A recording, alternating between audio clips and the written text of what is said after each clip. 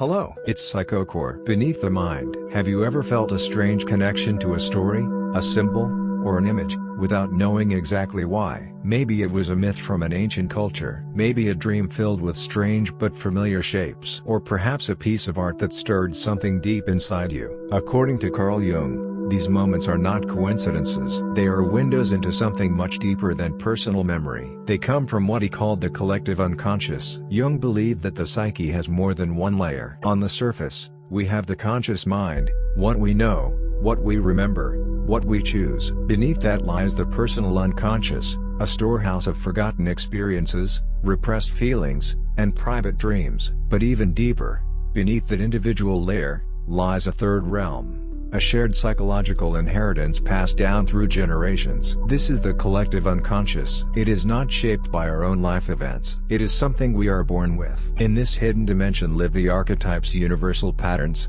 images, and symbols that appear again and again across cultures and history. They show up in myths, religions, dreams, art, and literature. The wise old man, the nurturing mother, the brave hero, the dark shadow. These figures are not taught. We don't learn them from school or family. They emerge from within, as if they were always there, waiting. Jung observed that people across time and place share similar symbols and narratives, even if they've never met or spoken. Ancient Egyptians, indigenous tribes, modern storytellers, all tell tales of death and rebirth, of journeys, of gods, monsters, and cosmic battles. This repetition is not just cultural, it's psychological. It reflects something fundamental about the structure of the human mind. We are wired to understand the world through these symbolic frameworks. But what does this mean for us today? To understand the collective unconscious is to realize that we are not as isolated as we might believe. Beneath the surface of our everyday lives, our minds are connected through ancient psychic roots. This helps explain why certain dreams feel larger than life, why we feel déjà vu in strange places, why some fears seem to echo across centuries, why we are drawn to stories of heroes and villains,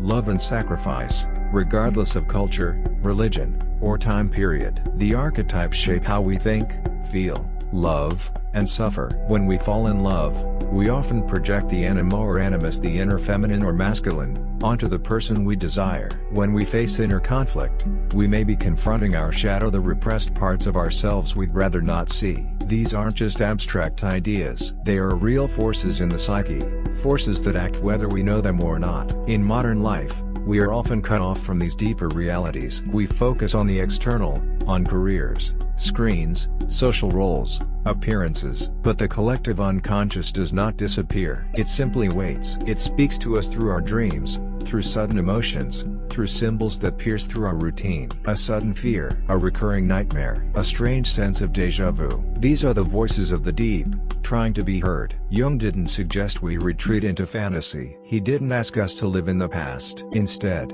he invited us to build a bridge between our inner world and the outer one. He encouraged us to take our dreams seriously, to pay attention to the myths that move us, to notice the patterns in our stories. These are not random, they are messages from the unconscious, signals meant to guide us, heal us, challenge us. This journey inward is not theoretical, it is transformative. When we recognize an archetype moving through us, we begin to see ourselves not just as individuals, but as part of something larger. We begin to feel the weight and the beauty of being human. Our struggles take on new meaning. Our joys become deeper. We stop living only for ourselves. We become part of the greater human story. And that is where real transformation begins. Jung called this process individuation, the path toward becoming whole. It is the conscious integration of the unconscious parts of the self. The goal is not perfection. It is authenticity. It is about facing our shadows, embracing our complexity, and finding unity in the tension of opposites. Instead of being controlled by unconscious forces, we begin to work with them.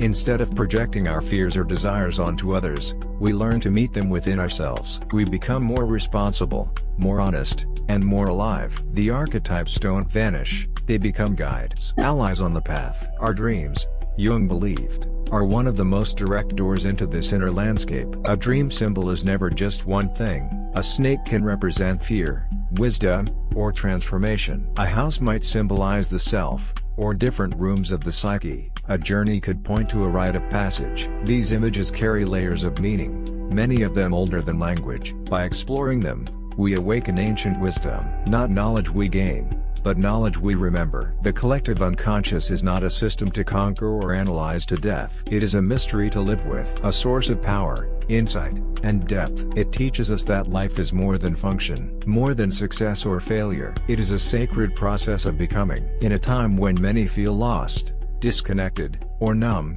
maybe the most important thing we can do is listen inward. Turn off the noise. Look into the dream. Follow the image that won't let go. Because that image might be a map, a trail left behind not just by your mind, but by all minds that came before you. It doesn't lead backward. It leads home.